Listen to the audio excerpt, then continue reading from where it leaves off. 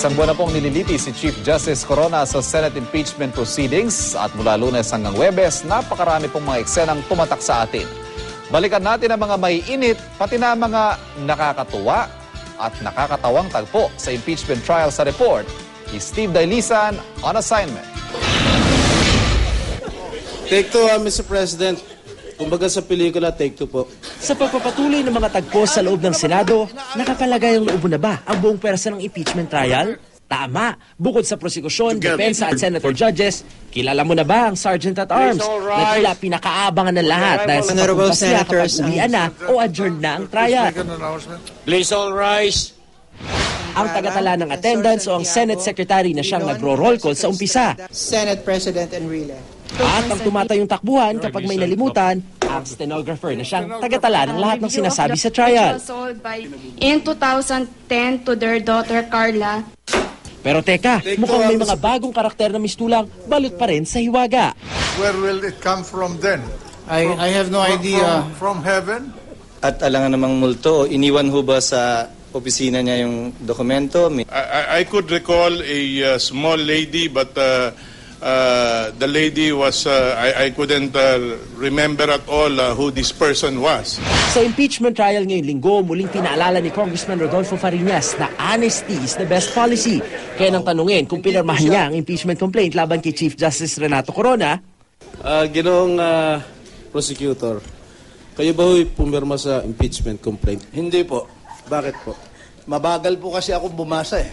Kaya nung prinesenta po sa amin yan, alam po niyo ako maski nung estudyante po ako seryoso ako bumasa eh. Binabasa ko po lahat yan. Noong nakapirma na po yung panghuli, puro mga kasamahan ko sa Kongreso, marami pong speed reader dyan eh. Mabibilis po sila bumasa. Ako mabagal po. Dahil sobra-sobra naman po yung pumirma na, 188, hindi naman po kailangan yung pirma ko. At saka medyo masama rin po kasi yung pagkagawa ng konti. Hindi na lang ho ako pumirma. Sa sobrang prangka, maging ang isang senator judge tila nainsulto sa kanyang pananalita. Maski po si kagalang-galang Bong Revilla na hinalal ng 20 milyon na mamboboto, pag sinabi po ng 2/3 dito, tanggal kang senador dahil ang gulo-gulo mo dito, halimbawa, tanggal po siya sa trabaho. Nakangiti man, hindi pala ito nagustuhan ni Senator Bong Revilla. Well, Mr. President, nasaktan lang ako doon sa point na sinabi niya na ang gulo-gulo.